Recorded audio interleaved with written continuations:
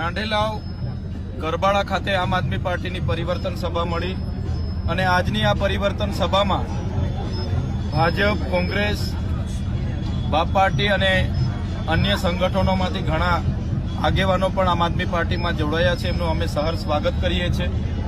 જે પ્રકારે હજારોની સંખ્યામાં જનમેદની અહીંયા ઉમટી હતી એ પુરવાર કરે છે, સાબિત કરે છે કે આવનારી તાલુકા જિલ્લા પંચાયતોમાં તમામ લોકો આમ આદમી પાર્ટી સાથે છે અને આમ આદમી પાર્ટીને દાહોદ જિલ્લા પંચાયત હોય કે તમામ તાલુકા પંચાયતો એમાં આમ આદમી પાર્ટી સ્વતંત્ર લડશે અને સ્વતંત્ર જીતશે એ આજે જનમેદની પરથી સાબિત થાય છે.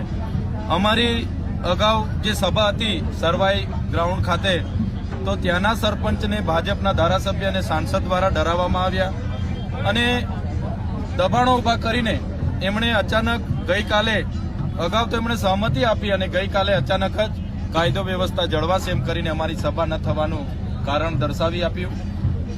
માત્ર ને માત્ર 18 થી 20 કલાકની અંદર નાંદેલાવ ખાતે એક જમીન માલિકે અમને જગ્યા આપી અને અમે અહીંયા સભા કરી.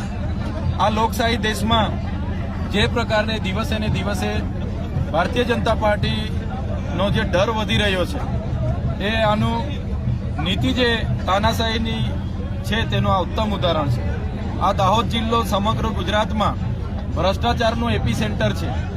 અહીંયા મનરેગામાં ખૂબ મોટું કૌભાંડ જે બચુભાઈ ખાબડના દીકરાઓએ કર્યું, એ જ પ્રકારે ગુજરાત પેટર્નમાં ખૂબ મોટું કૌભાંડ છે. આદિ આદર્શકામાં ખૂબ મોટું કૌભાંડ છે. એ જ પ્રકારે નળ સે જલમાં પણ ખૂબ મોટું કૌભાંડ છે. અહીંયા દાહોદ જિલ્લામાં 73 AA ની જે આદિવાસીઓની જમીનો હતી એ પણ આ નેતાઓના ઇશારે અધિકારીઓએ બારોબાર થર્ડ પાર્ટીઓને વેચી મારી છે. એની પણ તપાસ ચાલતી હતી અને ભાજપના નેતાઓના સુધી રેલા ગયા અને તપાસો પણ બંધ થઈ છે.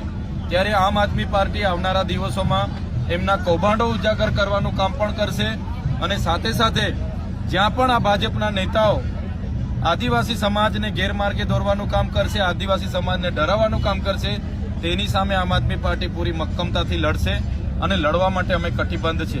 ત્યારે સભા ન થવા દેવાનું માત્ર ને માત્ર કારણ અમને એવું લાગી રહ્યું છે કે આદિવાસી સમાજ હોય, ઓબીસી સમાજ હોય, કોળી સમાજ હોય કે દલિત પીછડા વંચિત સમાજ હોય, એ જ્યારે એસઆઈઆરની વાત કરે, યુસીસીની વાત કરે, યુજીસીની વાત કરે, બંધારણીય અધિકારોની વાત કરે, સામાજિક અધિકારોની વાત કરે અને પોતાના બજેટની વાત કરે, ભાજપના નેતાઓને ગમતું નથી.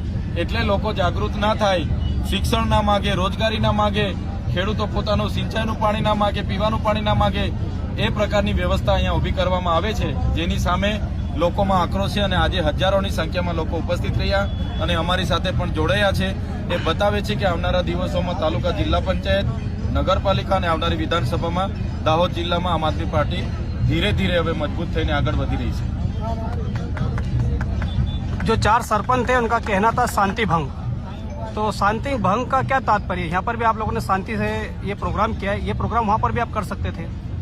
आपने તમે બધાએ જોયું હશે કે આ લોકશાહી દેશમાં લોકશાહીનું હનન થાય છે. અમારો પણ અધિકાર છે, અમારી રાષ્ટ્રીય પાર્ટી છે, અમે કોઈ પણ ગામમાં સભા કરી શકીએ છીએ અને એની સંમતિ સૌપ્રથમ અમે સરપંચને અમારા આગેવાનો જઈને મળ્યા હતા, પણ પાછળથી ભાજપના નેતાઓ એમને કીધું કે તમારે ત્યાં ઇન્ક્વાયરી આવશે, તમારી ગ્રાન્ટ બંધ થઈ જશે અને સરપંચ બિચારા ડરી ગયા. અમે સમજી શકીએ છીએ એમના પર કેવી દબાણો લાવ્યા હશે, પણ હું અભિનંદન આપું છું ગરબાડાની ટીમને કે માત્ર ને માત્ર 18 કલાકમાં એમણે તાત્કાલિક બીજું ખેતર સાફ કરાવ્યું, એ ખેતરમાં મંડપ ખસેડ્યો.